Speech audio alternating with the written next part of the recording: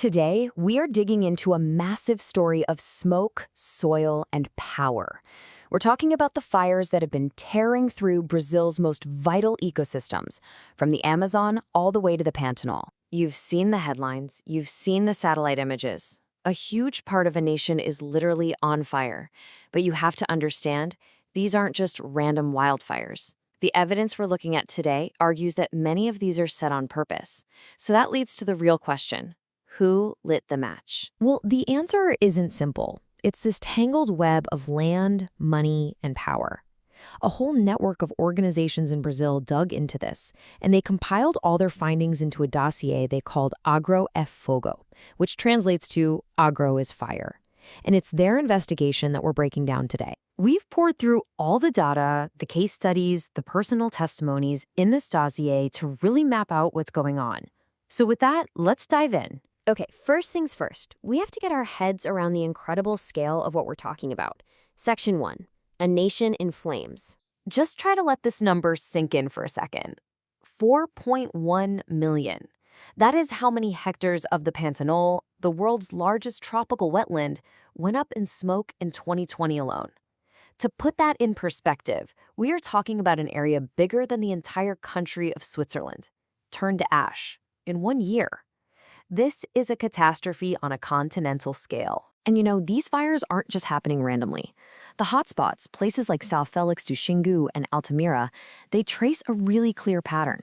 They follow what's known as the arc of deforestation.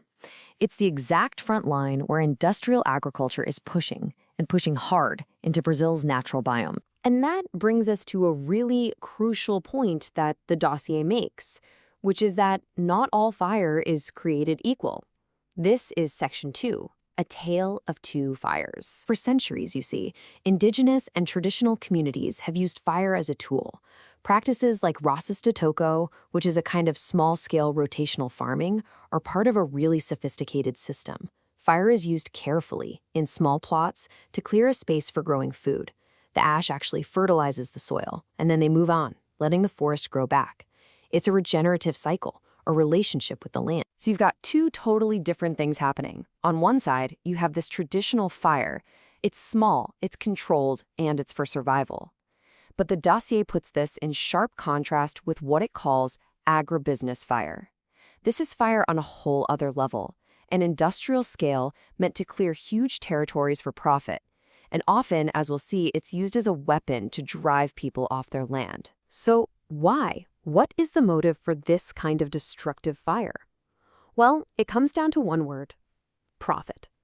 And that brings us to Section 3, the business of burning. At the absolute heart of this whole thing is a process called grilaging, which basically means land grabbing. And the name itself tells you a story. It comes from this old forger's trick of putting fraudulent land documents in a drawer with crickets, or grilos in Portuguese.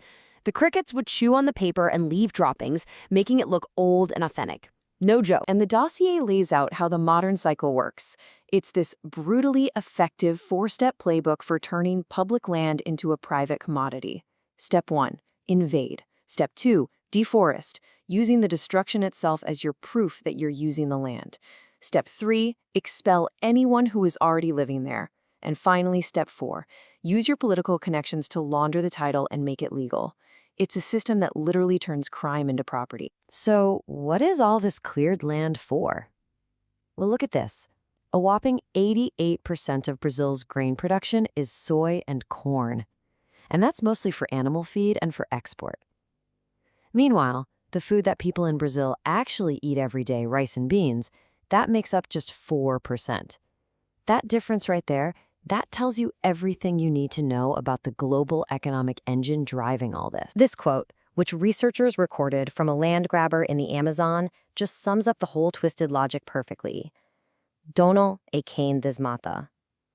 The owner is whoever deforests.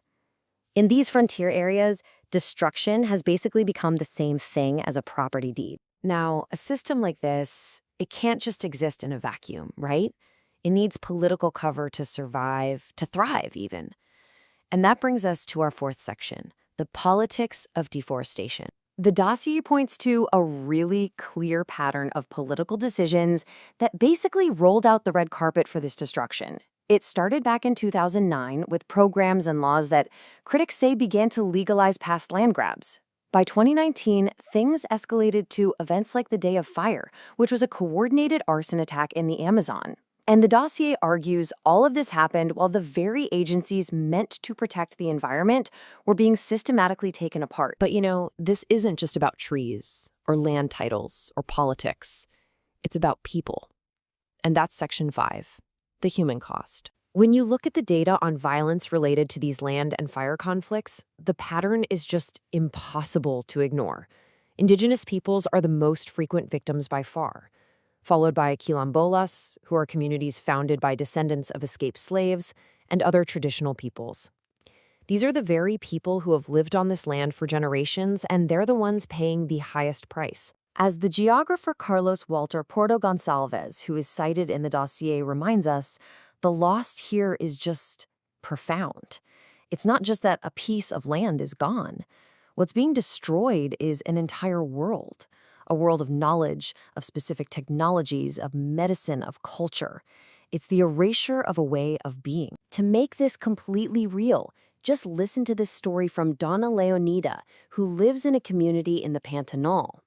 She's describing what they call a temporal de cinzas, an ash storm that happened after the big fires. It's this terrifying, apocalyptic image that just cuts right through the statistics. This is not some abstract environmental problem. For them, it's a lived nightmare. So the impact, as the dossier lays it all out, it's total. It's not just one thing. It's being forced from your home, it's losing your food source, it's having your water poisoned, it's seeing your sacred sites destroyed, and all of this under a constant threat of violence. It's a physical and psychological assault. But this is not only a story of destruction, it's also a story of incredible resistance. And that's our final section, resisting the ashes. The dossier is deeply critical of what it calls false solutions. So you have these big international programs like RED+, which are based on carbon markets, and they're often sold as the big fix. But critics argue these programs do nothing to stop the real drivers of deforestation, the industrial agribusiness, the mining. Instead, they often end up restricting the traditional land use of the very communities that have been preserving these forests for centuries. It's a system that blames the victims while letting the polluters just buy their way out. And that brings us to a final, really powerful concept from the source material. It's a new word, a fusion of two, resistir, to resist, and existencia, to exist, re-existencia. Because for the indigenous peoples, the quilombolas, and the other communities on these front lines, resistance isn't a political choice. It's the fundamental condition for their own existence. To fight for the land is to fight for life itself. And the question the dossier really leaves us with is this. In a world on fire, what does our own resistance look like?